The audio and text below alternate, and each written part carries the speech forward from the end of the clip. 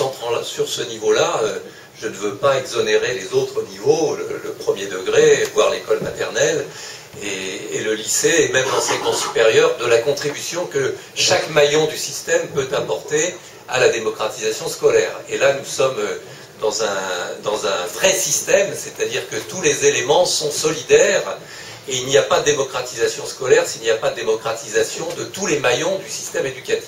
Et donc moi, j'ai toujours récusé, et je continue à le faire, des formules à l'emporte-pièce qui veulent toujours trouver un maillon faible.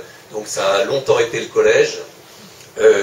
Ensuite, on a rééquilibré un peu les choses avec la loi de refondation de l'école en faisant du premier degré la priorité. C'était quand même la prise de conscience que l'échec scolaire ne commençait pas à l'entrée en sixième, mais se construisait très rapidement dès les tout débuts de la scolarité. Donc on a un peu rééquilibré les choses, mais je reste convaincu que ce n'est pas parce qu'on va donner la priorité à tel ou tel maillon du système éducatif qu'on va régler les problèmes d'ensemble. Et j'ai même envie de dire que la démocratisation scolaire, elle est très très liée aussi au débouché des diplômes et au débouché scolaire. Aujourd'hui, on voit bien que des jeunes qui passent du temps à faire de très longues études et qui butent devant la pénurie d'emploi pendant de très nombreuses années, qui connaissent les petits boulots, comme pratiquement 50% d'une classe d'âge qui a obtenu même un bac plus 3, ce n'est pas un encouragement non plus à la démocratisation scolaire, et c'est même parfois un découragement pour ceux qui sont le plus éloignés de la réussite, et qui se disent que même quand on réussit, même quand on se donne le mal de réussir, on n'est pas beaucoup sûr, on n'est pas tellement sûr de pouvoir arriver à quelque chose dans la société dans laquelle nous sommes. Donc cette solidarité des maillons du système avec les dispositifs d'insertion et d'emploi à la sortie du système existe aussi. Voilà ce que je voulais dire en préalable. Alors, pour essayer d'illustrer un peu mon propos, je voudrais partir de choses évidentes, mais qu'il est toujours bon de rappeler, et qui fait l'objet du petit tableau que je vous ai affiché, là, dont la source est un rapport d'information du Sénat de 2008, et qui montre la corrélation très très forte entre la profession du père et la réussite du fils ou de la fille. Et donc, sans vouloir prendre des exemples complètement extrêmes, si je prends un cadre supérieur, son fils ou sa fille obtiendront un diplôme de niveau égal ou supérieur à bac plus 3 à 52,2%. Si je prends les enseignants, on a des scores beaucoup plus élevés, 62,9%, ce qui est tout à l'honneur de notre profession, puisque les bons enseignants font, semble-t-il, de bons parents, mais qui en même temps pose problème, puisque s'il faut faire l'école à la maison pour être sûr que l'enfant réussisse, vous voyez de quel privilège vous pouvez vous revendiquer et quelle envie vous allez susciter dans la société dans son ensemble. En tous les cas, la justice veut qu'on ne puisse pas accepter des discriminations très fortes. Et si je prends le bas du tableau, un ouvrier non qualifié inactif, eh bien on retrouve le chiffre autour de 60%, 58,9%, d'un diplôme inférieur au bac ou pas de diplôme. C'est-à-dire qu'on a vraiment une photographie inversée entre les catégories les plus modestes de la société et les catégories à haut niveau intellectuel et à haut niveau de diplôme des parents. Donc c'est vraiment quelque chose de très fort. Alors ce tableau date d'un rapport du Sénat de 2008. Si je prenais le même tableau fait aujourd'hui, non seulement les écarts se seront pas comblés, mais ils se seraient encore accrus. Alors, je n'ai pas trouvé de tableau équivalent, donc je ne peux pas vous le montrer, mais je vais vous montrer quelques résultats qui suscitent aussi des interrogations. Alors, donc quelques constats sur l'école française, une persistance des inégalités de scolarisation, et j'ai même envie de dire un accroissement des inégalités de scolarisation, parce qu'on a constaté ces dernières années que le nombre d'élèves qui poursuivent des études au-delà du collège a tendance à fléchir un peu. Donc même en taux de scolarisation, nous sommes actuellement sur une pente légèrement descendante. Et les formes de ces inégalités sont multidimensionnelles, c'est-à-dire que ce sont des inégalités par rapport aux références culturelles dans lesquelles baignent les enfants dans leur milieu familial, mais ce sont aussi et de plus en plus des inégalités spatiales.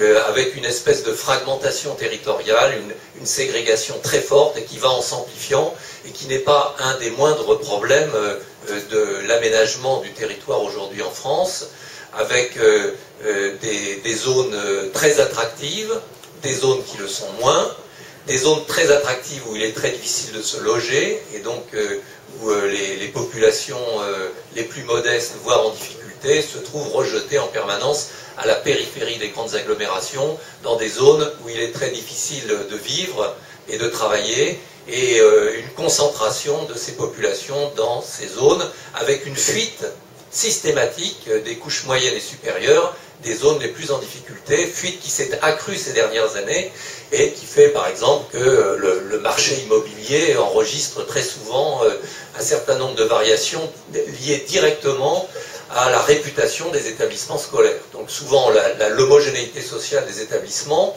non seulement elle est due au fait qu'on concentre des populations en difficulté dans les mêmes endroits, mais elle est due aussi, et peut-être pour l'essentiel, à la fuite des populations plus aisées de ces zones. Hein. C'est-à-dire que l'entre-soi joue beaucoup, et on ne peut pas compter là-dessus sur des solidarités sociales très fortes, elles sont même plutôt en train de se déliter. Et puis bien sûr, aggravation dans le temps d'un ensemble de processus très complexes sur lesquels je ne veux pas insister, mais dans lesquels il faut faire entrer les processus de mise en concurrence, notamment de mise en concurrence des établissements avec les palmarès qui fleurissent, les processus d'affectation des élèves, par exemple le logiciel Affelnet d'affectation dans les lycées, amplifie très largement les inégalités entre établissements, puisque les établissements finalement recrutent les élèves en fonction de leur moyenne, et de façon complètement opaque et non transparente, plusieurs recherches récentes ont montré que l'accroissement était extrêmement sensible. Alors, permanence bien sûr du lien entre capital culturel et social et inégalité scolaire, donc là je n'y reviens pas. Je voudrais simplement, pour terminer ce petit constat peu réjouissant, hein, même très inquiétant, vous donner quelques graphiques de la dernière évaluation PISA, même si PISA c'est pas la Bible, PISA est un indicateur quand même puissant d'un certain nombre d'évolutions, même si on peut contester parfois les méthodologies qui sont utilisées et surtout les utilisations ou les usages qui en sont faits par les médias.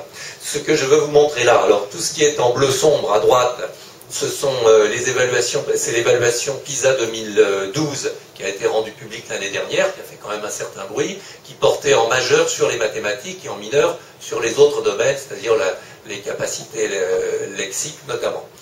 Et puis en bleu clair, c'est PISA 2003, donc ça permet de mesurer l'écart. Alors là, qu'est-ce qu'on constate? Il s'agit évidemment de la France. On constate que le nombre d'élèves sous le niveau 1, c'est-à-dire le plus à gauche du tableau, est en augmentation sensible. Même chose sur le niveau 1, même chose sur le niveau 2, et donc, par corrélation, les niveaux les plus performants montrent un affaiblissement du nombre d'élèves qui atteignent les niveaux 5 et 6, qui sont les niveaux les plus performants parmi les systèmes évalués par PISA.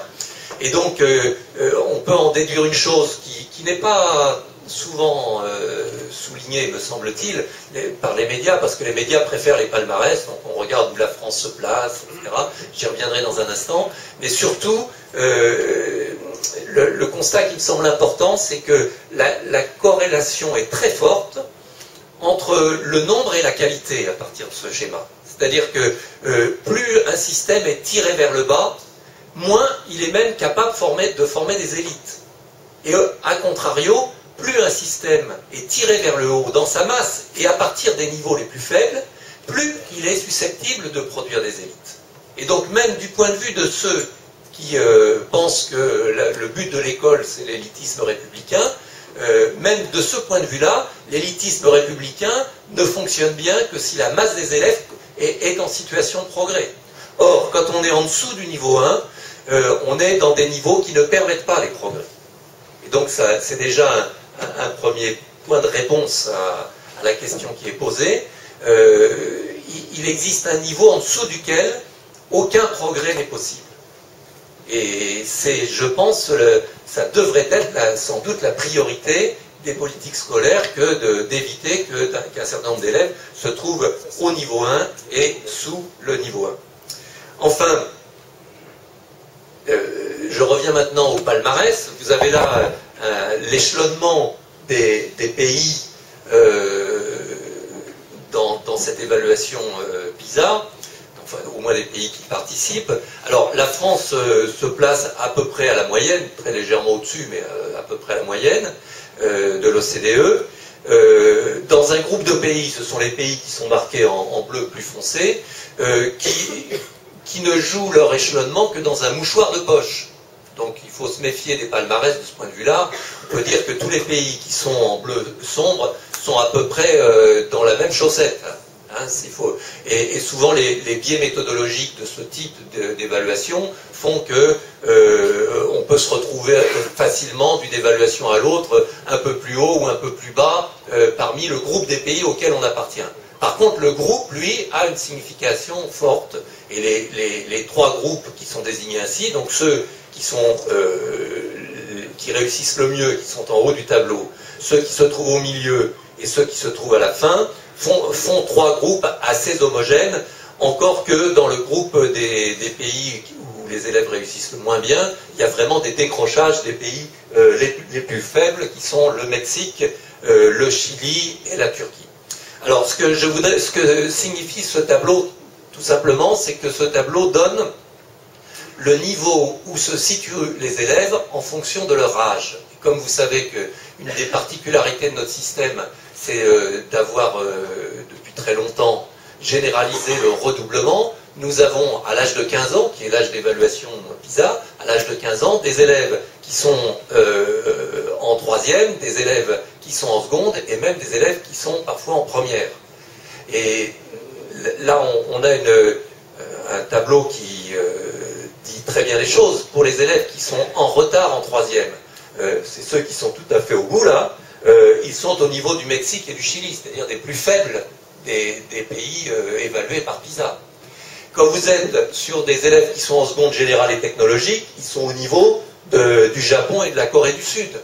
Donc les écarts sont considérables. Hein.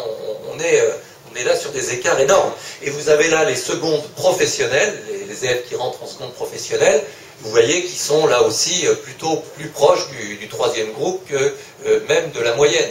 Donc on est vraiment dans un système où le redoublement est un marqueur très fort de la réussite ou de l'échec scolaire. Et vous savez comme moi que plus le redoublement est précoce, moins il est utile et même plus il est décourageant pour les élèves. Et je reviendrai dans un moment sur cette question. Alors, ces tableaux vous étant présentés, j'espère qu'ils vous ont sapé le moral, parce qu'ils sont faits pour ça. Ils nous obligent évidemment à nous interroger sur les solutions et sur la signification d'un système scolaire qui introduit de tels écarts. Alors peut-être d'ailleurs, je ne sais pas si c'est... Voilà, c'est le tableau qui montre les écarts, et le tableau précédent les montrait aussi. La France est au milieu, là. Vous voyez que c'est un... Donc on est au milieu des pays de l'OCDE, mais vous voyez que nous sommes le pays où les écarts entre ceux qui réussissent le mieux et les plus favorisés, et ceux qui réussissent le moins bien et les plus défavorisés, cet écart est le plus grand entre le point là-haut et le petit losange en bas, parmi tous les pays à peu près équivalents. Hein, donc c'est à noter. Je signale également que la Suède, à la dernière évaluation PISA, a perdu beaucoup de points et a vu sa position faiblir beaucoup, mais en même temps, quand vous regardez la Suède, c'est un pays où les écarts sont beaucoup plus faibles qu'en France. Hein, voilà. Alors, je reviens à mon propos initial. Donc, évidemment, nous avons toujours porté dans la FSU l'idée qu'il fallait que tous réussissent. C'est un beau slogan. La réussite pour tous, ça a été écrit sans doute des milliers de fois dans la presse syndicale, sur des tracts, depuis des années et des années. La difficulté, me semble-t-il, c'est qu'on n'a pas suffisamment réfléchi au sens qu'on donnait à l'idée que tous réussissent. Qu'est-ce que ça veut dire que tous réussissent? quel est le sens exact qu'on donne à ça? Est-ce que ça veut dire que tous les élèves doivent faire des polytechniciens? Est-ce que ça veut dire que tous les élèves doivent seulement être épanouis, mais pas forcément avec des diplômes très élevés? Est-ce que ça veut dire que l'égalité de réussite a un sens? Ce sont ces questions-là que je voudrais un petit peu aborder avec vous. Alors, à partir d'une typologie en 3 niveaux, typologie qui a envahi l'espace politique et social depuis très longtemps autour des objectifs de l'école. Entre ceux qui pensent qu'effectivement tout le monde peut réussir et ceux qui pensent que naturellement certains peuvent réussir, sans doute faut-il qu'ils soient plus nombreux, mais finalement la réussite de tous ne serait qu'une utopie. Vous avez des gens qui pensent cela, et puis vous avez des gens qui ne le disent pas, mais qui le pensent quand même. Et vous avez même des enseignants qui le pensent fortement à l'intérieur d'eux-mêmes à chaque fois qu'ils corrigent un paquet de copies ou qu'ils constatent les résultats minables de leurs élèves. Et donc, bien sûr, c'est une question qui nous hante. Alors, 3 modèles. Donc, modèle de l'élitisme républicain, qui est le modèle traditionnel de l'école française, je dirais à chacun selon son travail et son mérite, qui porte les vertus de l'égalitarisme révolutionnaire de 1793 peut-être. J'allais dire 1789, mais les historiens me feraient des reproches.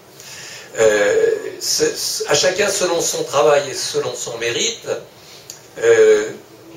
dans un univers où l'école serait tellement singulière, tellement éloignée de la vie sociale, qu'elle réussirait par un miracle, par une magie étonnante, à s'abstraire de toute détermination sociale. C'est longtemps ce qu'on a cru ça jusque dans les années 60, et il a fallu les premiers travaux de Bourdieu et Passeron pour se rendre compte que la corrélation était forte et systématique entre l'origine sociale et la réussite scolaire, même si cette corrélation peut permettre, dans les marges, un certain nombre de dérogations qui font qu'il y a des réussites paradoxales d'élèves de milieux modestes qui, pour des raisons difficiles parfois à expliquer, réussissent brillamment, comme il y a des élèves qui sont des enfants d'enseignants qui vont échouer lamentablement dans leurs études. Donc bien sûr, il y a dans les marges toujours des choses qu'on ne peut pas expliquer simplement, mais dans les grandes masses, la découverte de Bourdieu et Passeron se révèle toujours vraie et continue de se révéler vraie, et même on peut dire que malgré l'effort de démocratisation scolaire, cela continue de se révéler toujours vrai. Donc, l'élitisme républicain en a pris un bon coup derrière les oreilles, et je vous renvoie pour cela aux travaux qui ont été faits par Baudelot et Stablet dans un livre qui s'appelle L'élitisme républicain, où ils se sont ingéniés à démonter ce système sans nous apprendre beaucoup de choses nouvelles, mais simplement, comme le fait très souvent la sociologie, en continuant de constater que cette reproduction sociale est réelle. Alors, il y a une deuxième version de la démocratisation scolaire qui tourne autour de la garantie de l'équité, qui est un peu la version qui est à l'origine du socle commun de connaissances et de compétences. C'est-à-dire l'idée qu'il faut garantir aux plus faibles un minimum, même s'ils n'atteignent pas les niveaux les plus élevés, et bien sûr s'ils n'atteignent pas le bac et les études supérieures. C'est la logique de ce que certains ont appelé le SMIC culturel, mais le terme est souvent dévalorisé, ou la logique du socle de base. Et c'est au nom de cette justice, ou de cette conception de la justice, qui est une conception de l'équité, qui trouve ses racines dans la philosophie américaine, notamment autour de John Rawls. C'est à partir de là que certains ont promotionné l'idée du socle. Et alors, l'idée du socle, dans la manière dont le socle a été conçu et construit en 2005 avec la loi Fillon. Alors je précise cela parce que l'essai, la tentative de réécriture du socle, sur laquelle je reviendrai dans un instant, essaye d'échapper à cette logique, mais le fait avec beaucoup de difficultés. Et donc, garantir l'équité de cette manière, c'est penser que celui qui aura obtenu ce minimum culturel aura quand même les éléments suffisants dans la main et dans la tête pour pouvoir évoluer tout au long de sa vie. Et donc, l'idée de socle corrélée à l'idée de formation tout au long de la vie semble garantir une certaine forme de justice. Et puis, il y a une troisième façon de percevoir ou de concevoir les choses dans cette typologie, c'est celle qui relève souvent de l'éducation nouvelle, comme on dit, qui depuis longtemps a affiché le terme « tous capables ». Hein, c'est le cas du GFEN, mais aussi d'autres mouvements pédagogiques, et terme que le milieu syndical dans lequel nous sommes a souvent repris cette formule. Alors, c'est là qu'il faut regarder les choses d'un peu plus près pour examiner un des dilemmes qui s'offrent à vous quand vous parlez, par exemple, de performance. Donc j'ai été très sensible au numéro de contre-pied qui a essayé d'aborder de front cette question de l'existence de la performance comme élément fondamental de la culture sportive dont on ne peut pas ou ne pourrait pas s'abstraire. Il me semble que là, quand on dit tous capables, évidemment, on parle sans doute de quelque chose qui désigne la capacité de l'être humain à opérer des progrès de lui-même sans limite.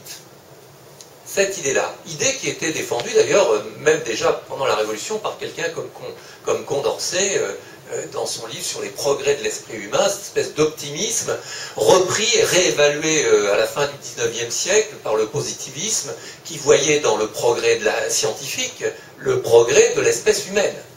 Mais conception qui en a pris un bon coup après-guerre, où une espèce de suspicion n'a cessé de naître sur les progrès scientifiques, et qui continue de nous hanter encore aujourd'hui, où la place de l'homme dans la nature se retrouve questionnée autour des ravages opérés par les progrès scientifiques et techniques. Et le souci aujourd'hui de l'environnement, de l'état de la planète, montre bien que la position de l'homme qui se penserait comme sans limite au plan des applications de sa science et de sa rationalité, cette position ou cette posture de l'homme dans l'univers est de plus en plus mise en question. Lévi-Strauss d'ailleurs l'avait déjà un petit peu soupçonné dans les derniers travaux qu'il avait fait quand il avait déjà un très grand âge.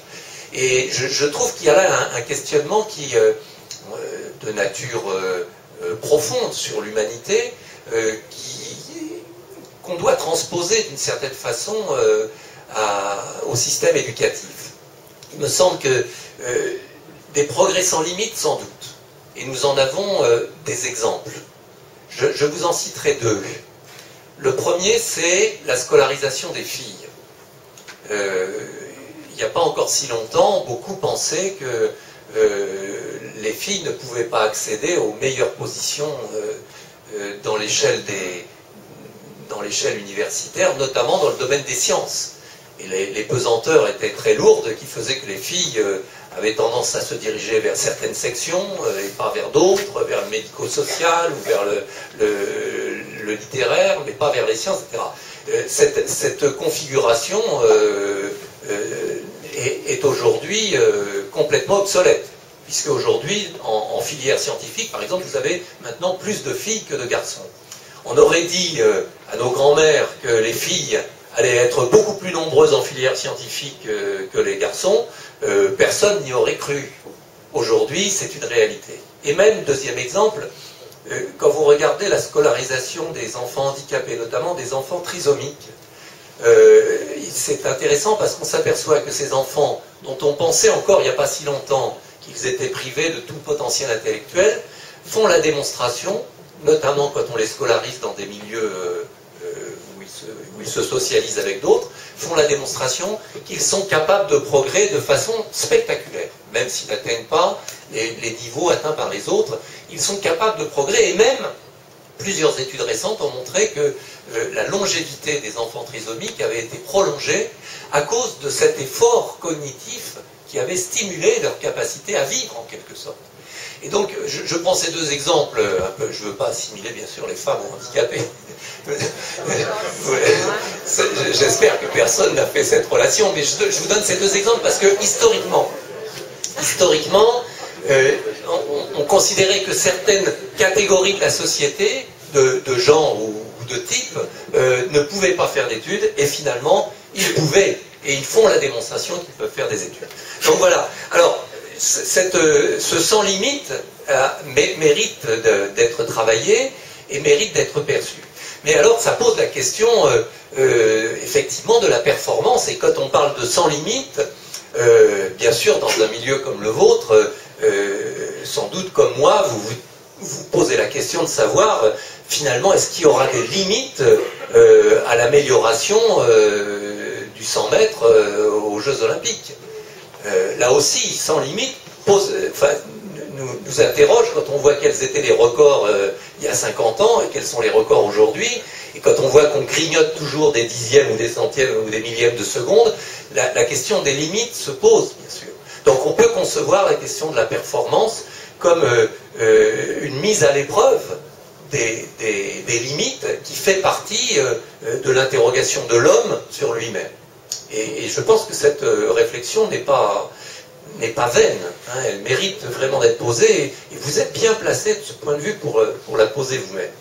Mais en même temps, la question du dépassement de soi porte en elle-même ses dérives.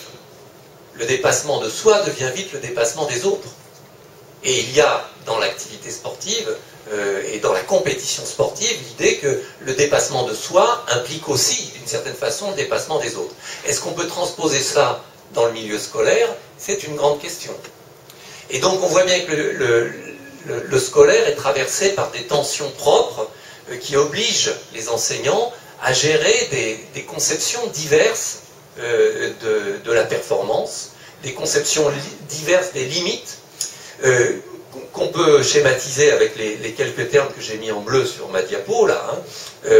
D'un côté le dépassement de soi, de l'autre côté le dépassement des autres. D'un côté, le travail de coopération qui exige notamment les sports collectifs, et de l'autre, le travail de sélection qui exige le sport de haut niveau, et même, je dirais, toute compétition sportive, d'une certaine façon. Le travail d'émulation qu'on essaye de créer dans le collectif, que ce soit en sport individuel ou en sport collectif, d'ailleurs le travail d'émulation existe aux deux niveaux, et la concurrence qui vient s'ajouter, qui peut être parasitaire de l'émulation et tordre en quelque sorte l'émulation qu'on a su créer. Et puis les systèmes de régulation d'un côté et les systèmes de rivalité. Quand vous mettez en œuvre des capacités des élèves à l'arbitrage, par exemple, vous introduisez des systèmes de régulation du groupe par lui-même, et l'arbitrage de l'élève participe de la régulation du groupe que vous voulez instituer. Mais la régulation ne marche pas toujours, et elle peut engendrer évidemment rivalité, concurrence, voire violence. Tous les jours dans les stades, la violence est présente, est un fléau qui fait partie des fantômes que vous ne pouvez pas ignorer dans votre pratique de professeur d'éducation physique et sportive. Voilà, alors, je voudrais simplement terminer par l'énoncé très rapide, mais on pourra y revenir dans la discussion, de quelques solutions. Si on veut que tout le monde progresse, si on pense vraiment que tout le monde est capable de progrès, même si ces progrès sont inégaux, il faut d'abord faire le choix de la mixité sociale. Parce qu'il n'y a pas de progrès possible si on n'est pas confronté aux autres et à d'autres réussites. Et là, toutes les études ont montré, depuis les études de l'IREDU, que plus on met de la mixité sociale dans les classes, plus on en tire profit. Et plus les plus faibles en tirent profit, sans que les plus forts en pâtissent pour autant. Alors, quand je dis ça, je vais complètement à l'encontre des dynamiques sociales et spatiales que je désignais tout à l'heure. Ce qui veut dire une action sur la carte scolaire, une action offensive, et de ce point de vue, je vous signalerai quand même, sans doute vous en êtes aperçu, que la carte scolaire reste un objet non identifié dans les politiques locales. Quel est le conseil général, quelle est la commune qui se lance dans une grande opération de redéfinition des secteurs scolaires? Personne. Pourtant, les dérogations qui ont été établies et amplifiées par les mesures d'Arcos il y a quelques années ont montré leur nocivité puisqu'elles ont très largement contribué à l'homogénéisation sociale des établissements scolaires. Et puis, bien sûr, une éducation réellement prioritaire. Là, je vous renvoie au débat en cours encore aujourd'hui sur le choix des établissements et le fait de sortir ou de ne pas sortir de l'éducation prioritaire. Deuxièmement, le choix du collectif et du travail de socialisation. Dans un contexte particulièrement difficile, où le dialogue entre enseignants et parents me semble à peu près au niveau zéro aujourd'hui dans les établissements scolaires. Et je vous cite une phrase que j'ai trouvée dans l'histoire de l'éducation d'Antoine Pro. C'est une phrase qu'il a écrite il y a longtemps, mais qui était assez prémonitoire. Il a écrit « L'école d'aujourd'hui apparaît comme trop autoritaire pour ce que la famille a de libéral, ou la famille trop permissive pour ce que l'école a de normatif. » Et donc, cette espèce de mésentente entre l'incitation des parents à demander à l'école de remplir des fonctions éducatives de plus en plus larges, parce que pour des raisons parfois légitimes, les parents ne se sentent pas aptes à produire cette éducation d'un côté. Et de l'autre, les reproches faits par les enseignants d'un manque d'éducation au sein de la famille posent de fait la question d'une entente, ou au moins d'une communication, sur ce qu'on peut attendre légitimement de l'école en matière d'éducation générale de l'élève, et sur ce que l'école requiert comme éducation familiale. Et ce dialogue me semble aujourd'hui complètement bloqué et évité aussi bien par les parents que par les enseignants. Par les parents, soit en étant très intrusifs et en venant critiquer l'école ou les pratiques des enseignants, soit au contraire en refusant de venir à l'école parce qu'ils ont le sentiment qu'ils vont recevoir une bordée de reproches sur leurs méthodes éducatives ou leur incapacité à éduquer. Et puis du côté des enseignants, le soupçon que les parents, certains d'entre eux, ont failli à leur rôle ou qu'ils se mêlent au contraire de ce qui ne les regarde pas. Il me semble qu'il y a là quelque chose qui est un point de grippage du problème de l'éducation en France aujourd'hui. Troisièmement, je pense qu'il faut une vraie équipe de suivi et qui suive vraiment et qui soit une équipe de professionnels. Je le dis là notamment par rapport à la question des rythmes scolaires où le fait de faire appel à toutes sortes de gens, parfois très compétents mais parfois très incompétents, surtout quand la commune n'en a pas les moyens, crée des situations extrêmement préjudiciables. Et une équipe de suivi, c'est quelque chose qui doit faire appel à des professionnels multiples. D'une part, parce qu'il faut construire une mémoire de l'élève. Il faut être capable de suivre sa scolarité, ce qui n'est pas le cas aujourd'hui.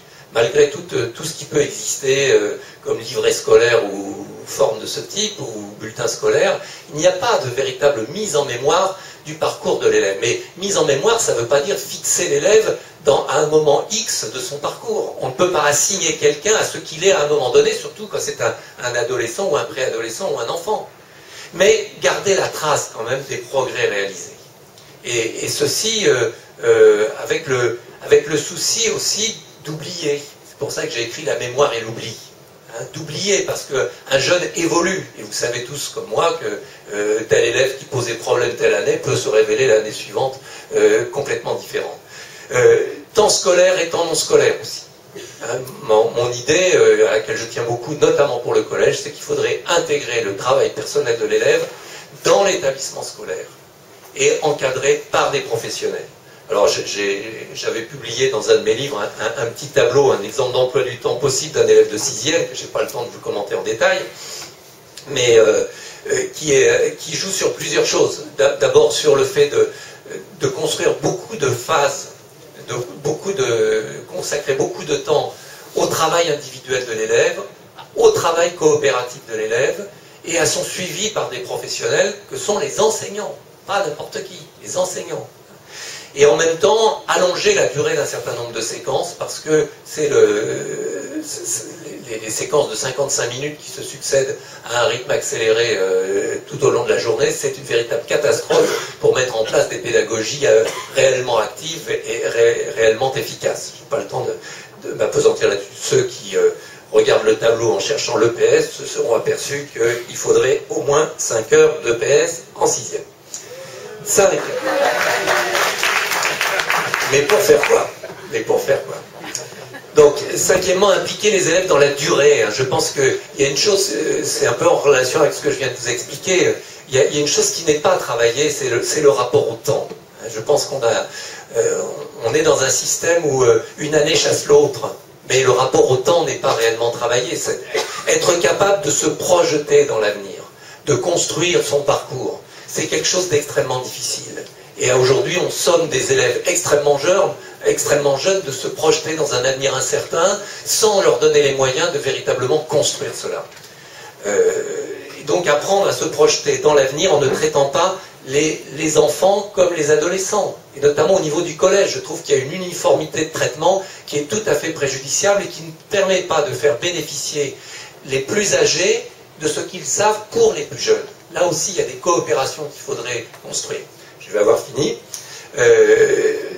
Déhiérarchiser les savoirs et offrir des choix et des approfondissements pluridisciplinaires. Alors là aussi, j'avais construit quelques projections sur le cycle central actuel, 5e, 4e. Je vous ai mis dans l'avant-dernière colonne quelques idées d'heures de projets pluridisciplinaires qui ne correspondent pas nécessairement à des disciplines, mais qui correspondent à des objets riches de l'univers culturel d'aujourd'hui. La presse, les médias, les pratiques de théâtre, la connaissance de l'espace urbain, quoi. Vous avez 85% de nos élèves qui vivent dans des grandes villes. L'histoire des sciences, la conduite d'un projet technique, le cinéma et l'analyse des images, les pratiques musicales, etc. On pourrait sans doute en citer d'autres, parmi lesquelles des activités physiques et sportives. En tous les cas, il y a nécessité de construire des moments interdisciplinaires avec des projets sur la plus longue durée, et pas simplement le devoir hebdomadaire qui chasse le devoir hebdomadaire ou l'exercice ponctuel. Et là, il y a des choses à chercher. Évidemment, revoir les cycles. Autant je pense que c'était une bonne idée de faire un cycle, peut-être là je vais me faire arracher les yeux, mais tant pis, je me lance, CM2 6e, autant je pense que ça n'a de sens que si on fait aussi un cycle 3e seconde. Et donc je pense qu'il faudrait délester le collège d'une partie de la charge très lourde et insupportable d'exercer le premier tri social, en renvoyant à la classe de seconde les premiers choix. Et donc faire en sorte que la seconde de détermination soit une vraie seconde de détermination, où les élèves continuent d'acquérir leur socle, si socle il doit y avoir, puisque c'est la fin de la scolarité obligatoire à 16 ans. À 16 ans, vous avez la majorité des élèves, la grande majorité, est en seconde, générale, technologique ou professionnelle. Et donc je ne vois pas pourquoi on demanderait que la validation du socle soit absolument à la fin de la 3e. Et donc faire de la seconde un lieu où on puisse tester des choses mais changer d'avis. Et je pense que ça soulagerait beaucoup le collège qui pourrait s'épargner d'obliger des jeunes trop jeunes à faire des choix qu'ils ne sont pas capables de faire. En plus, aujourd'hui, l'insertion professionnelle, c'est en moyenne 24 ans, donc vous pensez entre l'âge de 15 ans et l'âge de 24 ans, beaucoup de temps se passe. Et il est normal qu'un jeune aujourd'hui ne sache pas ce qu'il veut faire au collège. C'est l'état normal des choses. Ce qui est tout à fait anormal, c'est de savoir absolument ce qu'on va faire. Alors ça ne veut pas dire qu'on n'a pas des idées, mais ça veut dire qu'on ne peut pas s'arrêter à cela. Voilà, donc revoir les cycles sur 2 ans, donc CM2 6e peut-être, 5e, 4e, oui, et puis 3e seconde. Et donc là, on lisserait le parcours de l'élève vers quelque chose qui prolongerait un petit peu la scolarité obligatoire. Donc libérer le collège de l'orientation définitive. Et enfin, revisiter en profondeur la culture scolaire. Vous étonnerez peut-être par le fait que je ne m'approfondisse pas là-dessus, mais vous pourrez me poser des questions. Je suis tellement plongé sur le socle et les programmes tous les jours au Conseil supérieur des programmes que je me suis dit, tiens, aujourd'hui, je ne vais pas en parler.